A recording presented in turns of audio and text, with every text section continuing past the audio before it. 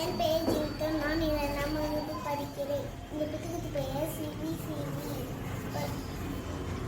ஒரு பெரிய காட்டுல ஒரு சிங்கராஜ் இருந்தாராம். ஒரு மீட்டிங்காக எல்லா அனிமல்ஸும் வர சொன்னாரு. எல்லா அனிமல்ஸும் வந்தது. அப்ப சிங்கராஜா யானையை பத்தி கேட்டாரு. என்ன யானையே இந்த காட்டில் எல்லாருமே ஹேப்பியா இருக்காங்களா அப்படின்னு சிங்கராஜா கேட்டாங்க. அதுக்கு யானை சொல்லிச்சு, அவங்க கஷ்டப்பட்டு உழைக்கிறாங்க ராஜா, ஆனா அவங்க ஹேப்பியா இருக்காங்களான்னு எனக்கு தெரியல.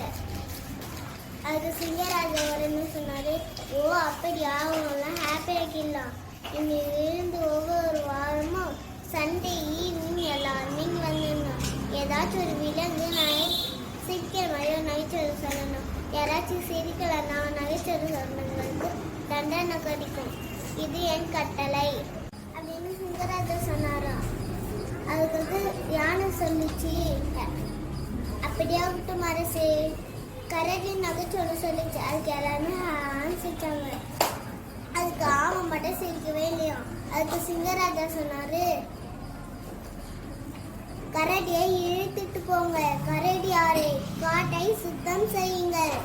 இதுதான் உங்களுக்கு தண்டனை.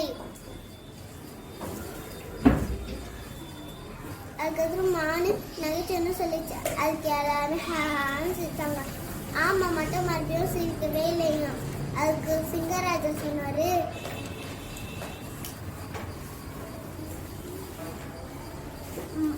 ஆமையா சிரிக்கவில்லை. மானை இழுத்துட்டு போங்க. மானே, நீங்கள் காட்டை அழகுபடுத்துங்கள்.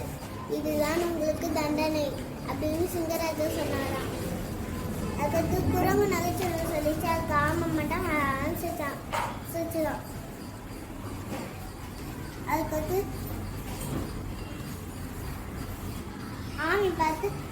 ஆமை சிரிச்சதை பார்த்து எல்லா அனிமல்ஸும் சிரிச்சுதான்.